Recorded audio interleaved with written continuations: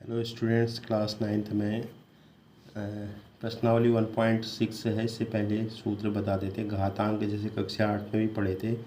आधार, ये आधार होता है, ये ऊपर वाली घात। अगर आधार समान होते हैं तो घातें जुड़ जाती हैं। जैसे ए, इसमें दोनों का आधार ए है और घातें अलग अलग हैं, तो ये ए की घात m+n हो जाएगा। गुणा में घातें जुड़ जाती हैं। आधार समान होने पर भाग में घातें घट जाती हैं। अंश में से हर की घात घट जाए, अंश हुआ या हर हुआ, ठीक है। और अगर ए की घात m है, बाहर से n है, तो इनकी इंटू हो जाती है, ऐसे ए की घात mn हो जाएगी। और जैसे अगला नियम है चौथा, दो संख्याओं की घात बाहर से एक है तो इसका मतलब इसकी घात भी हुई है, इस दोनों की घात होगी, ए की घात m और b की पावर m। अगर किसी की घात 0 होती है तो उसका मान 1 होता है। ये भी 5वां नियम है। छठा नियम है, यदि किसी संख्या की घात ऋणात्मक है तो उसको हम धन में बदलने के लिए 1 के बट्टे में ले जाते हैं, ठीक है।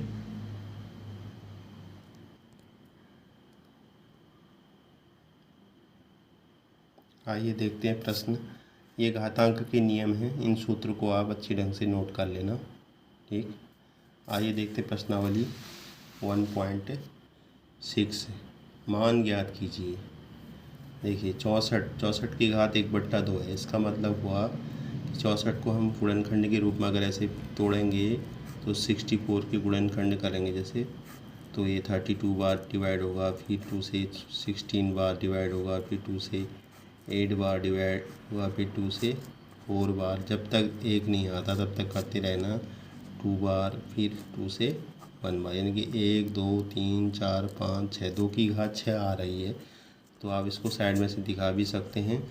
2 की घात 6 हो जाएगी 64 का मतलब 2 की घात 6 हो और बाहर से 1/2। अभी मैंने नियम बताया था, कोई घात अंदर होती है और उसके बाहर घात होती है तो उसको हम 1/2 है, ये 1/2 है, ये घात इसको गुणा हो जाएगी। यानी कि 2 की घात 6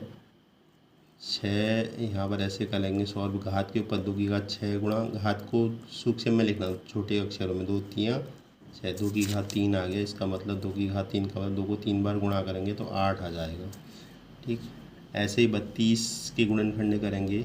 32 के मतलब 2 1 2 3 4 5, 2 की घात 5 आ जाएगी। सीधे सीधे इसी से लिख लेंगे, आप लोग दिखा सकते हैं यहाँ पर 2 की घात 5, बाहर 32 के बदले 2 की घात 5 लिखेंगे और बाहर से 1/5। फिर वही नियम लगेगा कि बाहर वाली घात अंदर वाली घात से गुणा हो जाती है, बराबर 2 की घात 5 गुणा 1/5। घात को बिल्कुल सूक्ष्म लेना, यहाँ पर पीछे मत लाना, इसके आप लोग इसके नीचे मत लाना, बिल्कुल जैसे मैंने लिखा वैसे लिखना। 5 से 5 कट गया, 2 की घात 1 आ गया, यानी कि 2 आ गया।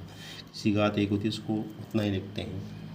ऐसे यहाँ पर 125 की घात 1/3 है, तो 125 के हम गुणनखंड कर लेंगे। 125 के 5 से डिवाइड होता है जब किसी संख्या के लास्ट में 5 होता है, तो 5 दूनी 10, 5 5 25, फिर 5 से डिवाइड होगा, 5 5 25, फिर 5 से 5 कम 5 एक बार, तो 5 की घात 3 आ रही है, बाहर से 1/3। इसमें भी वही नियम लगेगा, बाहर वाली घात अंदर वाली घात से गुणा हो गई तो 3 गुणा 1/3, 3 से 3 कट जाएगा, तो 5 की घात 1 आ गई। इसका आंसर 5 आ जाएगा।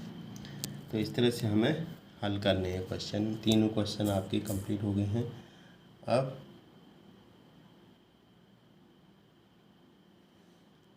आइए देखते हैं दूसरा प्रश्न। याद कीजिए 9 की घात 3/9, मैंने 3 की घात 2 हुई, बाहर से 3/2, इसको भी सॉल्व करना है।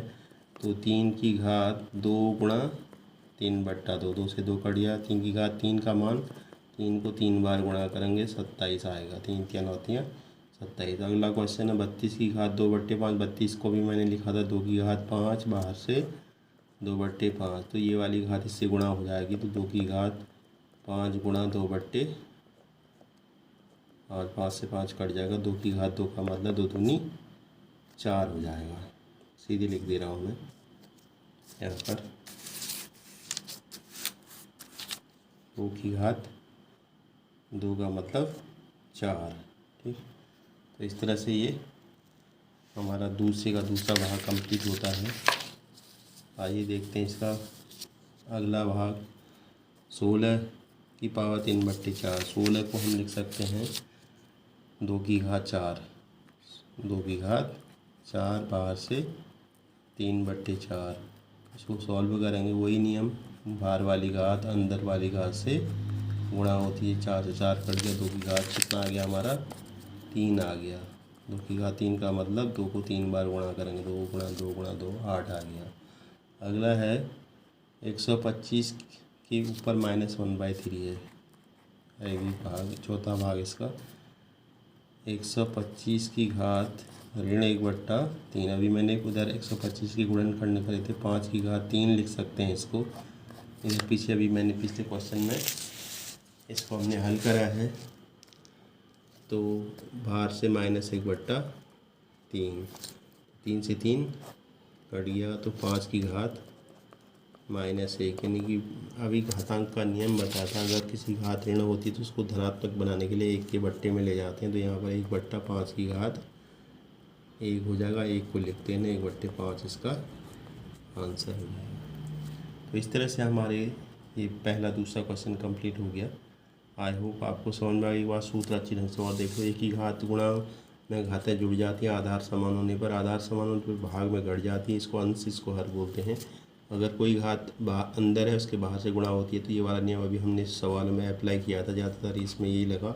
और अगर दो संख्याओं की घात एक बाहर से होती है तो उन दोनों का मतलब दोनों की घात होती है। अगर किसी घात 0 होती है तो उसका मान 1 होता है, और ऋण घात में होती है तो उसको 1 के बट्टे में ले जाके पॉजिटिव बना देते हैं। आई होप ये वीडियो आपको समझ में आया होगा।